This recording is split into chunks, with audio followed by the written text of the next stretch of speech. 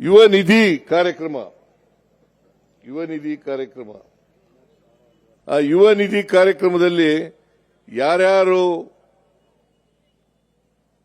ಪದವೀಧರರಿರ್ತಾರೆ, ನಿರುದ್ಯೋಗಿಗಳಿರ್ತಾರೆ, ಅವ್ರಿಗೆಲ್ರಿಗೂ ಕೂಡ ತಿಂಗಳಿಗೆ 3,000 ರೂಪಾಯಿ ಕೊಡ್ತಕ್ಕಂಥ ಕೆಲಸವನ್ನು ಮಾಡ್ತೀವಿ. ಆಮೇಲೆ 2,50,000 ಉದ್ಯೋಗಗಳು ಖಾಲಿ ಇದಾವೆ. ಇಲ್ಲಿವರೆಗೆ 40,000 ಹುದ್ದೆಗಳನ್ನು ಭರ್ತಿ ಮಾಡಿದ್ದೀವಿ. ಈ ವರ್ಷ 56,432 ಹುದ್ದೆಗಳನ್ನು ಭರ್ತಿ ಮಾಡ್ತೇವೆ. 56,432 ಹುದ್ದೆಗಳನ್ನು ಭರ್ತಿ ಮಾಡ್ತೀವಿ. ಹಂತವಾಗಿ ಉಳಿದಂತ ಎಲ್ಲ ಹುದ್ದೆಗಳನ್ನು ಕೂಡ ಭರ್ತಿ ಮಾಡ್ತೀವಿ. ಇದು ನಮ್ಮ ಪ್ರಣಾಳಿಕೆಯಲ್ಲಿ ಹೇಳಿರ್ತಕ್ಕಂಥ ವಿಚಾರ.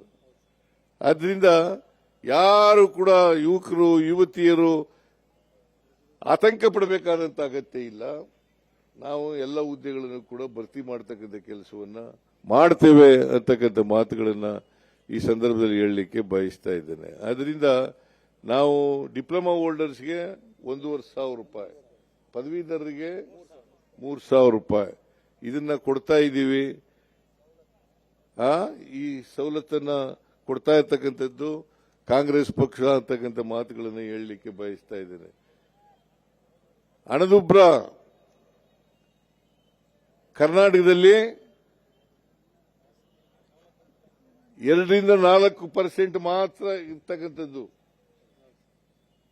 ಅದೇ ಬೇರೆ ರಾಜ್ಯಗಳಲ್ಲಿ 7-8 ಹಣದುಬ್ಬರ ಆಗ್ಬಿಟ್ಟಿದೆ. ಆಮೇಲೆ ಕೇಂದ್ರ ಸರ್ಕಾರಕ್ಕಿಂತ ಕರ್ನಾಟಕ ರಾಜ್ಯದ ಹಣಕಾಸಿನ ಪರಿಸ್ಥಿತಿ ಉತ್ತಮವಾಗಿದೆ. ಯಾಕಂತಂದ್ರೆ ಬಸವರಾಜ ಬೊಮ್ಮಾಯಿ ಅವರು ಹೇಳ್ತಾರೆ ದಿವಾಳಿ ಆಗ್ಬಿಟ್ಟಿದೆ ಅಂತ ಹೇಳ್ತಾರೆ. ರಾಜ್ಯ ದಿವಾಳಿ, ಆರ್ಥಿಕವಾಗಿ ದಿವಾಳಿ ಆಗ್ಬಿಟ್ಟಿದೆ. ನಾನು ಕೇಳ್ತೀನಿ, ಬಸವರಾಜ ಬೊಮ್ಮಾಯಿ ಅವರು ಮುಖ್ಯಮಂತ್ರಿ ಆಗಿದ್ದವರು, ಸಂಸದರು, ಅವ್ರಿಗೆ ಕೇಳ್ತೀನಿ, ಕೇಂದ್ರ ಸರ್ಕಾರದ ಜಿಡಿಪಿ ಎಷ್ಟು ಆಗಿದೆ 25-26ರಲ್ಲಿ? 7.14 ಬೆಳವಣಿಗೆ ಇರ್ತಕ್ಕಂಥದ್ದು. 7.14. ಕರ್ನಾಟಕದ ಎಷ್ಟು ಗೊತ್ತಾ? 8.1%. 7.4 ಜಾಸ್ತಿ, 7.14 ಜಾಸ್ತಿನಾ 8.1 ಜಾಸ್ತಿನಾ? ಕರ್ನಾಟಕದ ಜಿಡಿಪಿ ಇವತ್ತು 33,05,500 ಕೋಟಿ ರೂಪಾಯಿಗಳು. 33,05,500 ರೂಪಾಯಿಗಳು. ಇಷ್ಟೊಂದು ಬೆಳವಣಿಗೆ ಆಗಿದೆ. ಆಮೇಲೆ ಸಿದ್ದರಾಮಯ್ಯ ಸಾಲ ಮಾಡಿಬಿಟ್ಟಿದ್ದಾನೆ ಅಂತ ಅನ್ನೋದು. ಸಿದ್ದರಾಮಯ್ಯ ಸಾಲ ಮಾಡಿಬಿಟ್ಟಿದ್ದಾನೆ. ನಾನು ಅವ್ರಿಗೆಲ್ಲ ಮನವಿ ಮಾಡೋದೇನಪ್ಪ ಅಂತಂದ್ರೆ, ದಯಮಾಡಿ ಫಿಸ್ಕಲ್ ರೆಸ್ಪಾನ್ಸಿಬಿಲಿಟಿ ಆಕ್ಟ್ ಅನ್ನು ಓದ್ಕೋಬೇಕು. ಇದು 2002ರಲ್ಲಿ ಪಾಸ್ ಆಗಿದೆ. ಫಿಸ್ಕಲ್ ರೆಸ್ಪಾನ್ಸಿಬಿಲಿಟಿ ಆಕ್ಟ್ 2002ರಲ್ಲಿ ಪಾಸ್ ಆಗಿದೆ. ಅಶೋಕನಿಗೂ ಕೂಡ ಹೇಳ್ತೀನಿ ನಾನು, ದಯಮಾಡಿ ಓದ್ಕೊಳಪ್ಪ ಇದನ್ನ ಮಾತಾಡಕ್ಕೂ ಮುಂಚಿತವಾಗಿ. ಬಸವರಾಜ ಬೊಮ್ಮಾಯಿ ಅವ್ರಿಗೂ ಕೂಡ ಹೇಳ್ತೀನಿ, ಆಮೇಲೆ ವಿಜೇಂದ್ರನಿಗೂ ಕೂಡ ಹೇಳ್ತೀನಿ.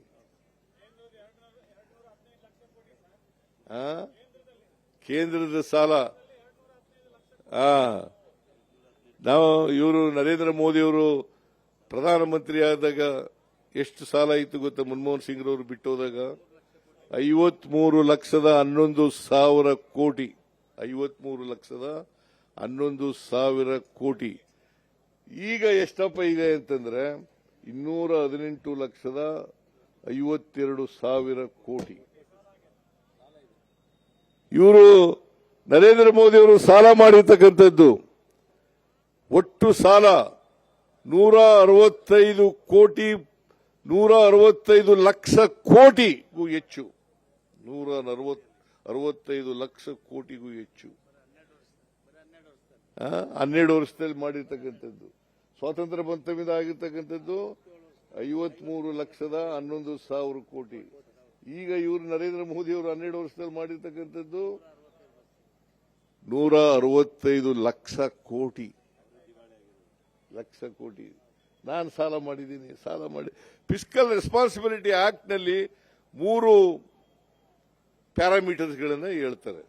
ಒಂದು 3% ಒಳಗಡೆ ಫಿಸ್ಕಲ್ ಡಿಫಿಸಿಟ್ ಇರಬೇಕು. ಫಿಸ್ಕಲ್ ಡಿಫಿಸಿಟ್ 3% ಒಳಗಡೆ ಇರಬೇಕು. ಆಮೇಲೆ ಎರಡನೇದು ಸಾಲ ಮಾಡಿರ್ತಕ್ಕಂಥದ್ದು ಜಿಡಿಪಿಯ 25% ಒಳಗಡೆ ಇರಬೇಕು. ನಾವು 3% ಒಳಗಡೆ ಅಂದ್ರೆ 2.95% ಇದೆ ನಮ್ದು. ಫಿಸ್ಕಲ್ ಡಿಫಿಸಿಟ್ ಎಷ್ಟು ಪರ್ಸೆಂಟ್ ಇದೆ? 2.95. ಸಾಲ ಎಷ್ಟಿದೆ? 24.94. ಅಂದ್ರೆ 3%, 25% ಒಳಗಡೆನೆ ಇದೆಯಲ್ಲ. ಮತ್ತೆ ಸಾಲ ಎಲ್ಲಿ ಮಾಡಿದೀವಿ? ಮತ್ತೆ ಸಾಲ ನಿಗದಿ ಮಾಡೋರು ಯಾರು ಗೊತ್ತಾ? ಕೇಂದ್ರ ಸರ್ಕಾರದವರು. ಸಾಲ ನಿಗದಿ ಮಾಡೋರು ಕೇಂದ್ರ ಸರ್ಕಾರದವರು. ಇಷ್ಟು ನೀವು ಸಾಲ ತಗೋಬಹುದು ಅಂತ ನಿಗದಿ ಮಾಡೋರು ಯಾರು? ಕೇಂದ್ರ ಸರ್ಕಾರದವರು. ಮತ್ತೆ ಇಲ್ಲಿ ಸಾಲ ಜಾಸ್ತಿ ಮಾಡಿದೀವಿ. ಸುಳ್ಳು ಹೇಳೋದಕ್ಕೆ ಒಂದು ಇತಿಮಿತಿ ಇರಬೇಕಲ್ಲ. ಅದಕ್ಕೆ ನಾನು ಹೇಳೋದು, ಸುಳ್ಳು ಹೇಳೋದ್ರಲ್ಲಿ ನಿಶ್ಚೀಮರು ಬಿಜೆಪಿಯವರು. ಸುಳ್ಳೇ ಅವ್ರ ಮನೆ ದೇವರು, ಸುಳ್ಳೇ ಅವ್ರ ಮನೆ ದೇವರು. ಸುಳ್ಳು ಹೇಳೋದು ಬಿಟ್ರೆ ಏನು ಜನರನ್ನ ದಾರಿ ತಪ್ಪಿಸ್ತಕ್ಕಂಥ ಕೆಲಸವನ್ನ ಮಾಡ್ತಾ ಇದ್ದಾರೆ. ಎಷ್ಟು ಗೊತ್ತಾ? ಈ 14 ಅಣಕ ನಿಮ್ಗೇನಾಗ ಗೊತ್ತಾಗತ್ತಾ ಇಲ್ಲೋ ಗೊತ್ತಿಲ್ಲ, ನಾನು ಹೇಳಕ್ ಹೋಗೋದಿಲ್ಲ.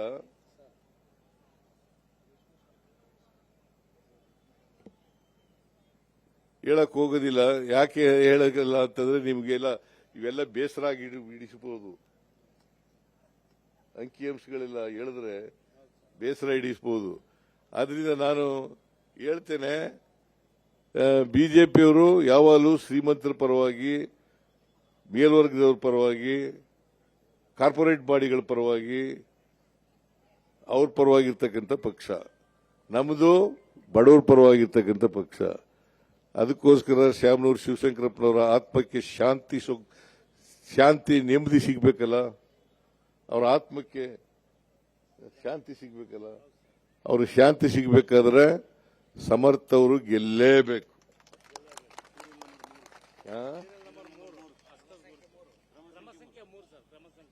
ಕ್ರಮ ಸಂಖ್ಯೆ 3. ನೀವು ಬಹಳ ಹೊತ್ತಿನಿಂದ ಕೂತಿದ್ದೀರಿ. ಪಾಪ ನಾನು ಜಾಸ್ತಿ ಮಾತಾಡಕ್ ಹೋಗಲ್ಲ, ಯಾಕಂದ್ರೆ ಆರ್ಥಿಕ ವಿಚಾರಗಳನ್ನೆಲ್ಲ ಹೇಳಿದ್ರೆ ಅವರು ಟೀಕೆ ಮಾಡ್ತಾರೆ ಅಂತ ಇವೆಲ್ಲ ಹೇಳಿದೆ ನಾನು. ಬಿಸಿಲು ಬೇರೆ ಇದೆಯಲ್ಲ, ಬಹಳ ಹೊತ್ತಿನಿಂದ ಕೂತ್ಬಿಟ್ಟಿದ್ರೆ 12 ಗಂಟೆಯಿಂದ. ನಾನು ಇದಕ್ಕೆ ಹೋಗ್ಬೇಕು, ಎಂತದು ಬಾಗಲಕೋಟೆಗೆ ಹೋಗ್ಬೇಕು. ಅಲ್ಲಿ ಸಾರ್ವಜನಿಕ ಸಭೆ ಇದೆ, ಅಲ್ಲಿಗೆ ಹೋಗ್ಬೇಕಾಗಿರೋದ್ರಿಂದ ನೀವು ಒಂದೇ ನಿಮ್ಮಲ್ಲಿ ಮನವಿ ಮಾಡೋದೇನಪ್ಪಾ ಅಂತಂದ್ರೆ 9ನೇ ತಾರೀಕು ದಯಮಾಡಿ ನೀವೆಲ್ಲರೂ ಕೂಡ ಮತಗಟ್ಟೆಗೆ ಹೋಗಿ. ಮಾಡ್ತೀರಿ ಅಲ್ವಾ?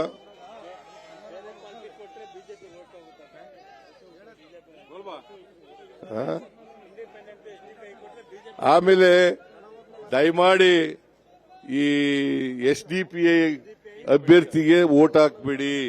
ಯಾಕಂದ್ರೆ ಅವರು ಬಿಜೆಪಿ ಹೆಂಗೆ ಕೋಮುವಾದಿ ಪಕ್ಷನೋ SDPIನೂ ಕೋಮುವಾದಿ ಪಕ್ಷ, ಮೂಲಭೂತವಾದಿಗಳು ಅವರು. ಮತ್ತೆ ಇಬ್ರು ಪರಸ್ಪರ ಅಂಡರ್ಸ್ಟ್ಯಾಂಡಿಂಗ್ ನಲ್ಲಿ ನಿಂತ್ಕೊಳ್ಳೋದು. SDPIಗೆ ವೋಟ್ ಹಾಕಿದ್ರೆ ಬಿಜೆಪಿ ವೋಟ್ ಹಾಕ್ದಾಗ ಆಗ್ತದೆ. SDPIಗೆ ವೋಟ್ ಹಾಕಿದ್ರೆ ಬಿಜೆಪಿ ವೋಟ್ ಹಾಕ್ಬೇಕು. ನಮ್ಮಲ್ಲಿ ಇಬ್ರಾಹಿಂ ಅಂತ ಒಬ್ರು ಇದ್ರು, ಅವರು SDPI ಪರ ಮಾಡ್ತಾ ಇದ್ದಾರ. ಇಂಡಿಪೆಂಡೆಂಟ್ಗೆ ಅವರು ನಮ್ಮ ಪಾರ್ಟಿನಲ್ಲಿ ಇದ್ರು, MLC ಆಗಿದ್ರು. ಇವ್ರಿಗೆ ಅವ್ರು ಮಾತಾಡ್ತಾರೆ, ಇಲ್ಲೇ ಇರ್ತಾರೆ. ಇನ್ನು ನಾಳೆನೂ ನಾಳೆ ಸಾಯಂಕಾಲದವರೆಗೂ ಇಲ್ಲೇ ಇರ್ತಾರೆ. ಅವರು ಮಾತಾಡ್ತಾರೆ. ಅವ್ರು ಮಾತಾಡಿದ್ರು, ಮಳೆ ಬರಕ್ಕೆ ಮುಂಚಿತವಾಗಿ ಮಾತಾಡ್ಬಿಟ್ರು. ರಿಜ್ವಾನ್ ನಾನು ಮಾತಾಡಿದ್ನ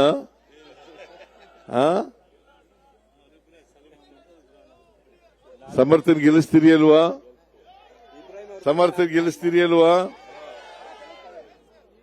SDPIಗೆ ವೋಟ್ ಹಾಕಬಾರದು, ಇಂಡಿಪೆಂಡೆನ್ಸ್ಗಳಿಗೆ ವೋಟ್ ಹಾಕಬಾರದು. ಬಿಜೆಪಿಗೆ ವೋಟ್ ಹಾಕಬಾರದು, ಕಾಂಗ್ರೆಸ್ ಅಭ್ಯರ್ಥಿಗೆ ತಾವೆಲ್ಲ ಆಶೀರ್ವಾದ ಮಾಡಬೇಕು ಅಂತೇಳಿ ತಮ್ಮಲ್ಲಿ ಕಳಕಳಿಯಿಂದ ಪ್ರಾರ್ಥನೆ ಮಾಡಿ ನನ್ನ ಮಾತುಗಳನ್ನು ಮುಗಿಸ್ತೇನೆ. ಜೈ ಹಿಂದ್, ಜೈ ಕರ್ನಾಟಕ, ಜೈ ಕಾಂಗ್ರೆಸ್.